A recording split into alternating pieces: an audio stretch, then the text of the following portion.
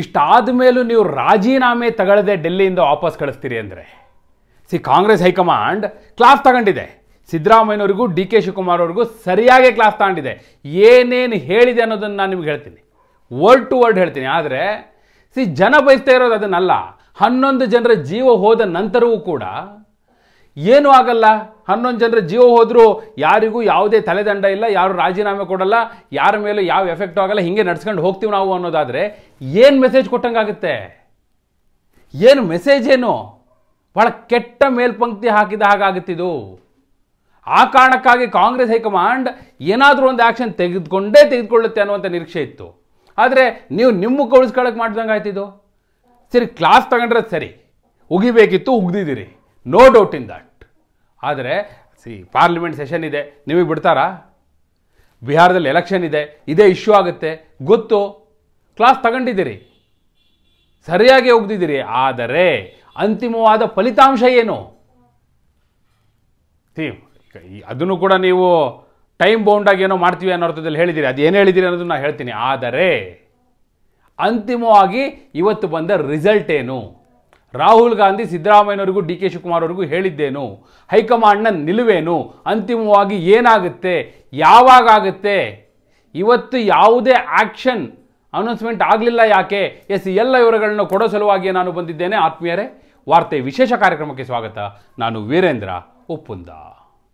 ನೋಡಿ, ಸಹಜವಾಗಿ ಎಲ್ರಿಗೂ ಕುತೂಹಲ ಇತ್ತು. ಕಾಂಗ್ರೆಸ್ ಹೈಕಮಾಂಡ್ ತಾನೇ ಕರ್ಸ್ಕೊಳ್ತು ಸಿದ್ದರಾಮಯ್ಯನವ್ರನ್ನ, ಡಿ ಕೆ ಶಿವಕುಮಾರ್ ಅವ್ರನ್ನ. ಇವರಾಗಿ ಹೋಗಿದ್ದಲ್ಲ.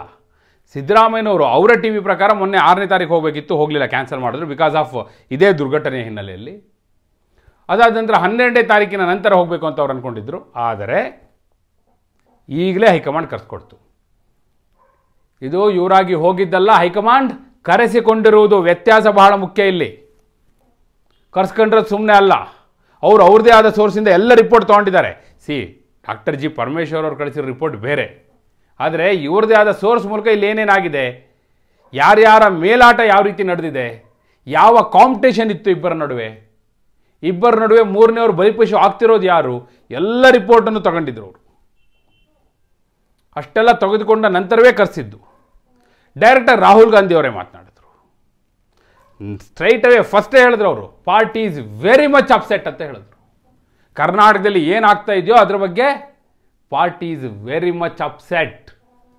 ಇದನ್ನು ನಾವು ನಿರೀಕ್ಷೆ ಮಾಡಿರಲಿಲ್ಲ ನಿಮ್ಮಿಂದ ಅಂದರು. ನಾವು ಇದನ್ನು ಎಕ್ಸ್ಪೆಕ್ಟ್ ಮಾಡಿರಲಿಲ್ಲ ನಿಮ್ಮಿಂದ. ಪಕ್ಷ ತಲೆ ತಗ್ಗಿಸುವ ಹಾಗಾಗಿದೆ, ಪಕ್ಷಕ್ಕೆ ಡ್ಯಾಮೇಜ್ ಆಗಿದೆ ಅಂತ ಹೇಳಿದ್ರು. ಉಗ್ದಿದ್ದಾರೆ, ನಾನು ಹೇಳಿದ್ನಲ್ಲ, ನೋ ಡೌಟ್ ಇನ್ ದಟ್. ನಾನು ಎಂಡ್ ರಿಸಲ್ಟ್ ಏನು ಅನ್ನೋದು ಕೂಡ ನಿಮಗೆ ಹೇಳ್ತೀನಿ. ಡಿ ಕೆ ಶಿವಕುಮಾರ್ ಹಾಗೂ ಸಿದ್ದರಾಮಯ್ಯನವರು ಇಬ್ಬರ ಬಗ್ಗೆಯೂ ಕೂಡ ನೇರವಾಗಿ ಹೇಳಿದ್ದಾರೆ. ಯಾರ್ಯಾರು ಏನೇನು ಮಾಡಿದ್ದೀರಿ ಅನ್ನೋದು ನಮಗೆ ಎಲ್ಲ ಮಾಹಿತಿ ಬಂದಿದೆ. ಇದು ಸರಿಯಲ್ಲ. ಒಂದು ಸರ್ಕಾರ ಹೋಗಬೇಕಾದಂಥ ರೀತಿ ಇದಲ್ಲ. ನಿಮ್ಮ ಮೇಲೆ ಭಾಳ ಹೋಪ್ ಇಟ್ಕೊಂಡಿದ್ವಿ ನಾವು. ಆದರೆ ಅವೆಲ್ಲ ಈಗ ನಿರೀಕ್ಷೆ ನೀರು ಪಾಲಾಗೋಗ್ಬಿಟ್ಟಿದೆ ಅನ್ನೋ ಮಾತನ್ನು ಹೇಳಿದ್ದಾರೆ. ಅಷ್ಟೇ ಅಲ್ಲ, ಏನೇನಾಗಿದೆ ಒಂದೊಂದನ್ನು ಬಿಡಿಸಿ ಅವರು ಹೇಳಿದ್ದಾರೆ. ಇವ್ರು ರಿಪೋರ್ಟ್ ಕೊಡೋದಲ್ಲ, ಇವ್ರ ಹತ್ರ ಏನು ರಿಪೋರ್ಟ್ ಕೇಳೋದು. ಮತ್ತು ಹೇಳಿದ್ದಾರೆ, ನಿಮ್ಮನ್ನ ನೀವು ಸಮರ್ಥನೆ ಮಾಡ್ಕೊಳ್ತಾ ಕೂರೋದಲ್ಲ. ನಾನು ಮಾಡಿಲ್ಲ, ನನ್ನ ತಪ್ಪಿಲ್ಲ ಅಂದರೆ ತಪ್ಪು ಯಾರ್ದು? ಹೊಣೆಗಾರರು ಯಾರು? ಇದನ್ನು ಕೇಳಿದ್ದಾರೆ, ನೇರವಾಗಿ ಕೇಳಿದ್ದಾರೆ. ಜನ ಕೇಳ್ತಾ ಇದ್ದಿದ್ದ ಪ್ರಶ್ನೆ ಅಲ್ವಾ? ಇಷ್ಟನ್ನು ಕೇಳ್ತಾ ಇದ್ರೆ ಹಾಗೆ ಜನ ಹಿಡೀ ಶಾಪ ಹಾಕ್ತಿರೋ ಸಂದರ್ಭದಲ್ಲಿ ಇಷ್ಟನ್ನು ಪ್ರಶ್ನೆ ಮಾಡದೇ ಇರಲಿಕ್ಕೆ ಸಾಧ್ಯವೇ ಇರಲಿಲ್ಲ. ಅವರಿಗೂ ಅನಿವಾರ್ಯ ಇತ್ತು, ಕೇಳಲೇಬೇಕಿತ್ತು. ಈ ಪ್ರಶ್ನೆಗಳನ್ನ ಕೇಳಿದ್ದಾರೆ. ಇದನ್ನು ನಾವು ಮುಚ್ಚಾಕ್ಲಿಕ್ಕೆ ಸಾಧ್ಯ ಇಲ್ಲ, ಮುಚ್ಕೊಳ್ಳಿಕ್ಕೂ ಸಾಧ್ಯ ಇಲ್ಲ. ಎಕ್ಸ್ಪೋಸ್ ಆಗೋಗ್ಬಿಟ್ಟಿದೆ, ಎಲ್ಲ ಕಣ್ಣೆದುರುಗಡೆ ಇದೆ. ನಮ್ಮವರೇ ಇದನ್ನು ಒಪ್ಪೋದಿಲ್ಲ, ನಮ್ಮ ಬೆಂಬಲಿಗರೇ ಒಪ್ಪೋದಿಲ್ಲ, ನಮ್ಮ ಮತದಾರರೇ ಇದನ್ನು ಒಪ್ಪೋದಿಲ್ಲ ಅಂತ ಹೇಳಿದ್ರು. ಇನ್ನೇನು ಬೇಕು? ಅಲ್ಲ, ವಾಸ್ತವ ಬಿಡಿ, ಅದು ಯಾರು ಕೂಡ ಒಪ್ಲಿಕ್ಕೆ ಸಾಧ್ಯ ಇಲ್ಲದಂತಹ ಘಟನೆ ಆಗಿರೋದು. ಅವರೇ ಹೇಳಿದ್ರಲ್ಲ, ಅಯ್ಯೋ ನಮಗೂ ನೋವಾಗಿದೆ ಅಂತಲಿ, ಕಣ್ಣೀರೆಲ್ಲ ಹಾಕ್ಬಿಟ್ರಲ್ಲ.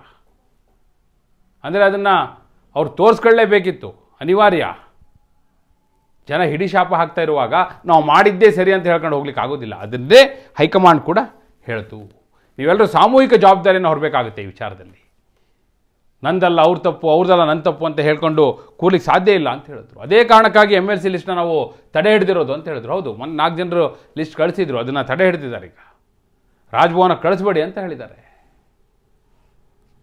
ಸೊ ಪಕ್ಷ ಇನ್ನು ಹೈಕಮಾಂಡ್ ತನ್ನ ನಿಲುವನ್ನು ತೆಗೆದುಕೊಳ್ಳುತ್ತೆ ಆ ವಿಚಾರದಲ್ಲೂ ಕೂಡ. ಅವ್ರ ಕಡೆಯವರು ಇವ್ರ ಕಡೆಯವರು ಎಲ್ಲ ಹೋಗಿ ಇನ್ನು ಪಕ್ಷದ ತೀರ್ಮಾನ ಹೊರಗೆ ಬರುತ್ತೆ ಈಗ ನೋಡಿ ಆ ವಿಚಾರದಲ್ಲೂ ಕೂಡ.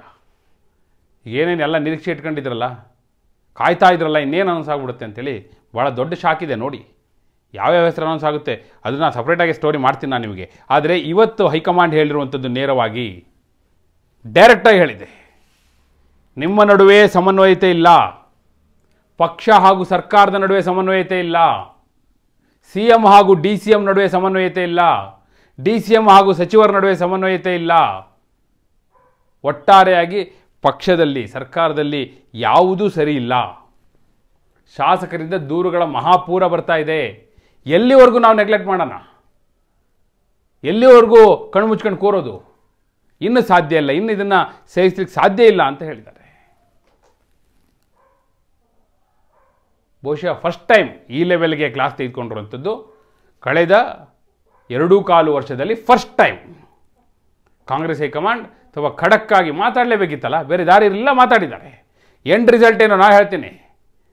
ಟೈಮ್ ಬೌಂಡಾಗಿ ಏನೋ ಒಂದಷ್ಟೆಲ್ಲ ಹೇಳಿದ್ದಾರೆ ಅವರು. ಯಾರ್ಯಾರಿಗೆ ಯಾವ್ಯಾವ ಮುಹೂರ್ತ ಫಿಕ್ಸ್ ಆಗಿದೆ ನಾನು ಹೇಳ್ತೀನಿ ನಿಮಗೆ. ಹೈಕಮಾಂಡ್ ತೆಗೆದುಕೊಂಡಂಥ ತೀರ್ಮಾನ ಆದರೆ ಇವತ್ತೇನೋ ಅವ್ರು ರಾಜೀನಾಮೆ ತಗೊಂಡು ಕಳಿಸಿಲ್ಲ. ನಿಜವಾಗಿಯೂ ಈ ಇನ್ಸಿಡೆಂಟ್ ಆಗಿರೋದ್ರ ಬಗ್ಗೆ ಪಶ್ಚಾತ್ತಾಪ ಇದ್ದಿದ್ದರೆ, ಆತ್ಮಸಾಕ್ಷಿಗೆ ಅನುಗುಣವಾಗಿ ನಡ್ಕೊಳ್ಳೋದಾಗಿದ್ದರೆ ಇವರಾಗಿ ರಾಜೀನಾಮೆ ಕೊಡಬೇಕಿತ್ತು. ಬಿಡಿ, ಕೊಟ್ಟಿಲ್ಲ, ಅವರು ತಗೊಂಡಿಲ್ಲ.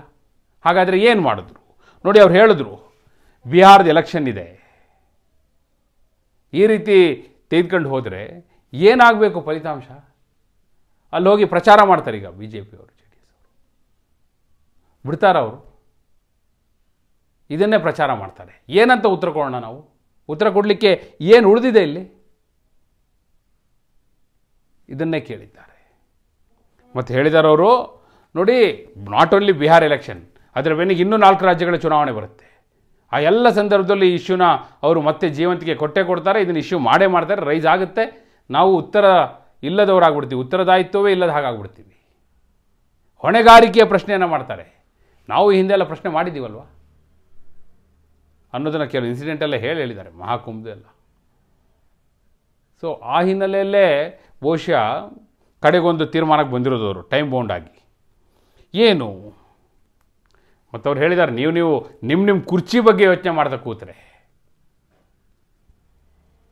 ಒಬ್ಬರು ಕುರ್ಚಿ ಉಳಿಸ್ಕೋಬೇಕು ಅಂತ, ಇನ್ನೊಬ್ರು ಆ ಕುರ್ಚಿಗೆ ಬರಬೇಕು ಅಂತ ಇದನ್ನೇ ಆಲೋಚನೆ ಮಾಡ್ತಾ ಕೂತ್ರೆ ಪಕ್ಷದ ಬಗ್ಗೆ ಯಾರು ಆಲೋಚನೆ ಮಾಡೋರು ಯಾರು? ಭಾಳ ದೊಡ್ಡ ಮಟ್ಟದ ಡ್ಯಾಮೇಜ್ ಆಗಿದೆ ಪಕ್ಷಕ್ಕೆ ಈ ಘಟನೆಯಿಂದ. ರಾಷ್ಟ್ರ ಮಟ್ಟದಲ್ಲಿ ಪಕ್ಷಕ್ಕೆ ಬಹಳ ದೊಡ್ಡ ಡ್ಯಾಮೇಜ್ ಆಗಿದೆ. ಪಕ್ಷದ ವರ್ಚಸ್ಸಿಗೆ ಧಕ್ಕೆ ಆಗಿದೆ, ಕಾಂಗ್ರೆಸ್ ಪಕ್ಷದ ವರ್ಚಸ್ಸಿಗೆ ಧಕ್ಕೆ ಆಗಿದೆ ಅಂತ ಹೇಳಿದ್ದಾರೆ. AICC ಇದನ್ನು ಭಾಳ ಗಂಭೀರವಾಗಿ ಪರಿಗಣಿಸಿದೆ ಅನ್ನೋದನ್ನು ಕೂಡ ಹೇಳಿದ್ದಾರೆ. ಅಷ್ಟೆಲ್ಲ ಹೇಳಿದ ನಂತರ ಅಂತಿಮವಾಗಿ ಅವರು ಹೇಳ್ತಾರೆ, ನೋಡಿ ಇನ್ನು ನಾವು ಸುಮ್ಮನಿರ್ಲಿಕ್ಕೆ ಸಾಧ್ಯ ಇಲ್ಲ, ಸಾಮೂಹಿಕ ಜವಾಬ್ದಾರಿಯನ್ನು ಎಲ್ಲರೂ ಹೊರಲೇಬೇಕಾಗುತ್ತೆ, ಬದಲಾವಣೆ ಆಗಲೇಬೇಕು. ನೋಡಿ ಇದು ಇಂಪಾರ್ಟೆಂಟ್ ಹೇಳಿದ್ದಾರೆ. ಬದಲಾವಣೆ ಆಗಲೇಬೇಕು ಅಂದಿದ್ದಾರೆ. ಈಗಲೇ ಆಗೋಗ್ಬಿಡಬೇಕಾಗಿತ್ತು, ಅದನ್ನು ಮಾಡಿಲ್ವಲ್ಲ. ಬದಲಾವಣೆ ಯಾವಾಗ ಆಗಬೇಕು, ಹೇಗೆ ಆಗಬೇಕು, ನಾವು ಹೈಕಮಾಂಡ್ ತೀರ್ಮಾನ ಮಾಡ್ತೀವಿ, ಪಕ್ಷ ತೀರ್ಮಾನ ಮಾಡುತ್ತೆ. ಅದನ್ನು ಒಪ್ಕೊಳ್ಳಿಕ್ಕೆ ರೆಡಿಯಾಗಿ, ಯಾವುದೇ ತ್ಯಾಗಕ್ಕೂ ಸಿದ್ಧರಾಗಿ. ವೆರಿ ಇಂಪಾರ್ಟೆಂಟ್, ನೆನ್ಪಿಟ್ಕೊಳ್ಳಿ, ಯಾವುದೇ ತ್ಯಾಗಕ್ಕೂ ಸಿದ್ಧರಾಗಿ ಅಂತ ಹೇಳಿದ್ದಾರೆ. ಅಲ್ಲಿಗೆ ಮುಹೂರ್ತ ಫಿಕ್ಸ್ ಆಗಿದೆ, ನೋ ಡೌಟ್ ಇನ್ ದಟ್. ಇನ್ನೆಲ್ಲ ಹೈಕಮಾಂಡ್ ತೀರ್ಮಾನ ಮಾಡುತ್ತೆ. ನಾವು ಹೇಳ್ದಾಗೆ ಇವ್ರು ಹೇಳ್ದಾಗೆ ಯಾರಿಗೂ ನಾವು ಇನ್ನು ನೋಡಿ ಎಂಥ ಟೈಮಲ್ಲಿ ಅವರು ಇದನ್ನು ಹಾಕಿದ್ದಾರೆ. ಇವರೆಲ್ಲರಿಗೂ ಕೂಡ ಹೌದು ತಪ್ಪಾಗಿದೆ, ನೇರವಾಗಿ ಕಣ್ಣಿಗೆ ಕಾಣುವ ಹಾಗೆ ತಪ್ಪಾಗಿದೆ. ಈಗ ತಲೆ ತೆಗೆಸ್ಕೊಂಡು ಕೇಳಲೇಬೇಕಲ್ಲ, ಬೇರೆ ದಾರಿನೇ ಇಲ್ವಲ್ಲ. ಈಗ ವಾದ ಮಾಡಲಿಕ್ಕೆ, ತಮ್ಮನ್ನು ತಾವು ಸಮರ್ಥಿಸ್ಕೊಳ್ಳಲಿಕ್ಕೆ ಅವಕಾಶವೇ ಇಲ್ಲದೇ ಇದ್ದಾಗ ಏನು ಮಾಡ್ತಾರೆ? ಅದೇ ಸಮಯವನ್ನು ಹಿಡ್ಕೊಂಡು ಈಗ ಹೈಕಮಾಂಡು ಇವರೆಲ್ಲರಿಗೂ ಬ್ರೇಕ್ ಹಾಕಿದೆ, ಸರಿಯಾಗೇ ಬ್ರೇಕ್ ಹಾಕಿದೆ. ಏನು ಹೇಳ್ತಾರೆ ಅವ್ರೀಗ? ನಾವು ತೀರ್ಮಾನ ಮಾಡ್ತೀವಿ ಅಂದರೆ ದೊಡ್ಡ ಮಟ್ಟದಲ್ಲಿ ಸರ್ಕಾರದಲ್ಲಿ ಬದಲಾವಣೆ ಆಗುತ್ತೆ, ಅದರ ರೂಪುರೇಷೆಯನ್ನು ಸಿದ್ಧ ಮಾಡಿ ನಾವು ಹೇಳ್ತೀವಿ, ಒಪ್ಕೊಳ್ಳೋಕೆ ನೀವು ರೆಡಿಯಾಗಿ, ಇಷ್ಟನ್ನೇ ಹೇಳಿದ್ದಾರೆ. ಕ್ಲಿಯರ್. ಅಲ್ಲಿಗೆ ಈಗ ಇಲ್ಲಿಯವರೆಗೂ ಕಳೆದ 2.25 ವರ್ಷದಿಂದ ಎಲ್ಲ ಕಾಯ್ತಾ ಇದ್ರಲ್ಲ, ಸರ್ಕಾರದಲ್ಲಿ ಬದಲಾವಣೆ ಯಾವಾಗ, ಸಂಪುಟ ಪುನರ್ರಚನೆ ಯಾವಾಗ, ಅದು CMನ್ನು ಒಳಗೊಂಡಂತೆ ಆಗುತ್ತೋ ಅಥವಾ CMನ್ನು ಬಿಟ್ಟಾಗುತ್ತೋ, DCM ಕತೆ ಏನು, CM ಕತೆ ಏನು, 2.5 ವರ್ಷ ಇದರ ಕತೆ ಏನು, ಹೈಕಮಾಂಡ್ ಯಾವ ರೀತಿ ತೀರ್ಮಾನ ಮಾಡುತ್ತೆ, ಬದಲಾವಣೆ ಆಗುತ್ತೋ ಇಲ್ವೋ, ಆಗೋದಾದರೆ ಯಾರು ಬರ್ತಾರೆ, ಈ ಎಲ್ಲ ಪ್ರಶ್ನೆಗಳಿತ್ತಲ್ಲ, ಅದಕ್ಕೆ ನಾವೇ ಉತ್ತರ ಕೊಡ್ತೀವಿ ಅಂತ ಹೇಳಿದ್ದಾರೆ. ಹೈಕಮಾಂಡ್ ತೀರ್ಮಾನ ಅಲ್ಲಿಗೆ ಅವ್ರದ್ದು ಇದೆಯಲ್ಲ ಹಳೇದು ಲಕೋಟೆ ಸಿಸ್ಟಮ್ ಅದು ಬರುತ್ತೆ, ಕಳಿಸ್ತೀವಿ ನಾವು ಒಪ್ಕೊಳ್ಳಿ ಅನ್ನೋ ತೀರ್ಮಾನಕ್ಕೆ ಕಾಂಗ್ರೆಸ್ ಹೈಕಮಾಂಡ್ ಬಂದಿದೆ. ಅಷ್ಟರ ಮಟ್ಟಿಗೆ ತೀರ್ಮಾನ ಮಾಡಿದ್ದಾರೆ ಅವರು. ಈಗ ಆತ್ಮಸಾಕ್ಷಿಗೆ ಅನುಗುಣವಾಗಿ ಹೋಗಿದ್ದಿದ್ರೆ ರಾಜೀನಾಮೆ ತಗೊಂಡು ಕಳಿಸ್ಬೇಕಿತ್ತು, ಅದನ್ನು ಮಾಡಿಲ್ಲ. ಆದರೆ ಮುಂದೈತೆ ಮಾರಿ ಹಬ್ಬ ಅನ್ನೋದು ಇದರಿಂದ ಕ್ಲಿಯರ್ ಆಗಿದೆ. ಅಲ್ಲಿಗೆ ಸರ್ಕಾರದಲ್ಲಿ ಬದಲಾವಣೆ ಆಗೋದು ನಿಶ್ಚಿತ.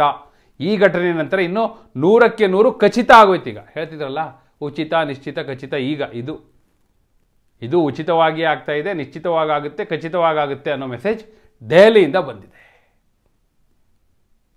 ಬಹುಶಃ ಇನ್ನು ಹೆಚ್ಚು ಸಮಯ ತೆಗೆದುಕೊಳ್ಳಿಕ್ಕೂ ಇಲ್ಲ ಅವರು. ಯಾಕಂದರೆ ಅಧಿವೇಶನದಲ್ಲಿ ಉತ್ತರ ಕೊಡಬೇಕಲ್ಲ, ಅಧಿವೇಶನಕ್ಕೂ ಮೊದಲೇ ಒಂದು ತೀರ್ಮಾನ ಆಗಬೇಕಲ್ಲ. ಇದೆಲ್ಲ ಬಹುಶಃ ಪರಮೇಶ್ವರ್ ಅವ್ರಿಗೆ ಹಿಂಟಿತ್ತು ಅನಿಸುತ್ತೆ, ಅದಕ್ಕೆ ಅವರು ಹೊರಗಡೆ ಬಂದು ಹೇಳಿದ್ದು. ನಾನು ಎಲ್ಲಿ ಹೇಳಿದ್ದೀನಿ, ನನ್ನ ಗೃಹ ಖಾತೆಯನ್ನು ಬದಲಾವಣೆ ಮಾಡಿ ಅಂತ ನಾನು ಎಲ್ಲಿ ಕೇಳಿದ್ದೀನಿ ಅಂತ ಹೇಳಿದ್ರು. ಹಿಂದೆ ಒಮ್ಮೆ ಬೆಳಗಾವಿ ಅಧಿವೇಶನದಲ್ಲಿ ಇದೇ ಪರಮೇಶ್ವರ್ ಅವರ ಎದುರೇ ನಿಂತು ಆರ್ ಅಶೋಕ್ ಅವರು ಹೇಳಿದ್ರು, ಪರಮೇಶ್ವರ್ ಅವ್ರಿಗೆ ಮನಸ್ಸೇ ಇರಲಿಲ್ಲ ಈ ಖಾತೆ, ದೆಹಲಿಯಿಂದ ಹೇಳಿದಾಗ ಯಾರಿಗೆ ಬೇಕಾಗಿದೆ ಇದು ಅಂತ ಹೇಳಿದರು ಅನ್ನೋದೆಲ್ಲ ಹೇಳಿದರು. ಅವ್ರು ಎದುರುಗಡೆನೇ ಹೇಳಿದರು. ಈಗ ಮೀಡಿಯಾದವ್ರ ಮೇಲೆ ಅವ್ರು ಬೈತಾ ಇದ್ರಲ್ಲ, ನಿಮ್ಮ ಎದುರುಗಡೆನೇ ಹೇಳಿದ್ರು ಆರ್ ಅಶೋಕ್ ಅವರು. ತೆಗೆದು ನೋಡಿ ವಿಡಿಯೋನ, ಪ್ರತ್ಯಕ್ಷ ಸಾಕ್ಷಿ ಅದು. ಸೊ ಹೀಗೆಲ್ಲ ಇದೆ. ಅವರಿಗೂ ಈಗ ಏನೇನು ಬದಲಾವಣೆ ಆಗುತ್ತೆ ಅನ್ನುವಂಥ ಅರಿವು ಬಂದಿದೆ. ಅದಕ್ಕೋಸ್ಕರನೇ ಅವ್ರು ಹೊರಗಡೆ ಬಂದು ಮಾತಾಡಿದ್ದು. ಕಡೆಗೆ ಎಲ್ಲರ ಕೈಗೂ ಸಿಗೋದು ಮೀಡಿಯಾದವ್ರು ಬಿಡಿ, ಕಡೆಗೆ ಸಿಕ್ಕಾಕೊಳ್ಳೋದು ಮೀಡಿಯಾದವರೇ. ಅವ್ರ ತಲೆ ಮೇಲೆ ಗೂಬೆ ಕೂರಿಸಿ ಮುಂದೆ ಹೋಗ್ತಾ ಇರ್ತಾರೆ. ಅದೇ ಆಗ್ತಾ ಇದೆ. ಈ ಘಟನೆಯಲ್ಲೂ ಅದನ್ನೇ ಮಾಡ್ತಾರೆ. ಆದರೆ ಅಂತಿಮವಾಗಿ ಹೈಕಮಾಂಡ್ ಕ್ಲಾಸ್ ಅಂತೂ ತಗೊಂಡು ಕಳಿಸಿದೆ. ಉಳಿದದ್ದು ಏನು ಮಾಡಿದೆಯೋ ಬಿಟ್ಟಿದೆಯೋ ನಾವು ಮುಂದಿನ ಕೆಲವೇ ಸಮಯದಲ್ಲಿ ತೀರ್ಮಾನವನ್ನು ತೆಗೆದುಕೊಳ್ತೇವೆ ಅನ್ನೋದನ್ನು ಸ್ಪಷ್ಟವಾಗಿ ಹೇಳಿದ್ದಾರೆ. ಯಾವುದೇ ತ್ಯಾಗಕ್ಕೂ ಸಿದ್ಧರಾಗಿರಿ ಅಂತ ಹೇಳಿದ್ದಾರೆ. ಮತ್ತು ಇನ್ನಷ್ಟು ಮುಜುಗರ ಎದುರಿಸೋದು ನಮಗೆ ಬೇಕಾಗಿಲ್ಲ. ಈಗ ಕಮಿಷನರ್ನ, ಪೊಲೀಸ್ ಅಧಿಕಾರಿಗಳನ್ನ ನೀವು ಅಲ್ಲಿ ಅಮಾನತು ಮಾಡಿದ್ದೀರಿ, ಅವ್ರ ತಲೆದಂಡ ತಗೊಂಡಿದ್ದೀರಿ. ಅದರಲ್ಲಿ ಒಬ್ಬರು ಅಧಿಕಾರಿ ನೋಡಿ ಈಗಾಗಲೇ CIT ಹೋಗಿದ್ದಾರೆ, ಸೆಂಟ್ರಲ್ ಅಡ್ಮಿನಿಸ್ಟ್ರೇಟಿವ್ ಟ್ರಿಬ್ಯುನಲ್. ಸೊ ಅಲ್ಲೂ ಕೂಡ ಅವ್ರು ಪರವಾಗಿ ಬರ್ಬೋದು ತೀರ್ಪು. ದಯಾನಂದ್ ಅವ್ರದ್ದು ಸೆಂಟ್ರಲ್ ಗೌರ್ಮೆಂಟೇ ರಿವರ್ಸ್ ಮಾಡುತ್ತೆ ಅನ್ನುವಂಥ ಚರ್ಚೆ ನಡೀತಾ ಇದೆ, ಗೊತ್ತಿಲ್ಲ. We have to wait and see. ಆ ರೀತಿಯ ಸಾಧ್ಯತೆಗಳು ನಿಚ್ಚಳವಾಗಿದೆ, ಯಾವಾಗಾದರೂ ಆಗ್ಬೋದು. ಹೀಗಿರುವಾಗ ಇವೆಲ್ಲವೂ ಕೂಡ ಪಕ್ಷಕ್ಕೆ ಮತ್ತಷ್ಟು ಮುಜುಗರ ತರುವಂಥ ಸಾಧ್ಯತೆ ಇದೆ. ಈ ಹಿನ್ನೆಲೆಯಲ್ಲಿ ನಾವು ತೀರ್ಮಾನ ಮಾಡಲೇಬೇಕಾಗಿದೆ, ತೀರ್ಮಾನ ಮಾಡ್ತೀವಿ ಅನ್ನೋದನ್ನು ಕಾಂಗ್ರೆಸ್ ಹೈಕಮಾಂಡ್ ಸ್ಪಷ್ಟವಾಗಿ ಹೇಳಿದೆ. ಏನು ಮಾಡಬೇಕು ಹಾಗಾದರೆ ಕಾಂಗ್ರೆಸ್ ಹೈಕಮಾಂಡ್ನಿಂದ ಯಾವ ತೀರ್ಮಾನ ಆಗಬೇಕು ಅಂತ ನೀವು ನಿರೀಕ್ಷೆ ಮಾಡ್ತೀರಿ? ಈಗ ತೀರ್ಮಾನ ಮಾಡ್ತೀವಿ ಅಂತ ಹೇಳಿದ್ದಾರೆ, ಇಷ್ಟರೊಳಗಾಗಲೇ ರಾಜೀನಾಮೆ ತಗೋಬೇಕಿತ್ತು, ತೊಗೊಂಡಿಲ್ಲ. ಹಾಗಾದರೆ ಯಾವಾಗ ಆಗಬೇಕು ತೀರ್ಮಾನ? ತಕ್ಷಣ ಆಗಬೇಕು? ಅವರು ದೆಹಲಿಯಿಂದ ಬರುವ ಮೊದಲು ರಾಜೀನಾಮೆ ಸಲ್ಲಿಕೆ ಆಗಬೇಕು, ಅಥವಾ ಅವ್ರ ಮುಖ ಉಳಿಸ್ಕೊಳ್ಳೋ ಸಲುವಾಗಿ ಅಧಿವೇಶನಕ್ಕೂ ಮೊದಲು ಆಗಬೇಕು, ಅಥವಾ ನವಂಬರ್ ಡಿಸೆಂಬರಲ್ಲಿ ಒಂದು ಮುಹೂರ್ತ ಇಟ್ಕೊಂಡಿದ್ದಾರಲ್ಲ ಅವಾಗ ಆಗಬೇಕು, ಮತ್ತು ಯಾರ ತಲೆದಂಡ ಆಗಬೇಕು? ನಿಮ್ಮ ಅಭಿಪ್ರಾಯವನ್ನು ಕಮೆಂಟ್ ಮೂಲಕ ತಿಳಿಸಿ. ಹಾಗೆ ನೀವಿನ್ನೂ ವಾರ್ತೆ ಚಾನಲ್ನ ಸಬ್ಸ್ಕ್ರೈಬ್ ಮಾಡಿಲ್ಲ ಅಂದರೆ ಈಗಲೇ ಸಬ್ಸ್ಕ್ರೈಬ್ ಮಾಡಿ. ಧನ್ಯವಾದ.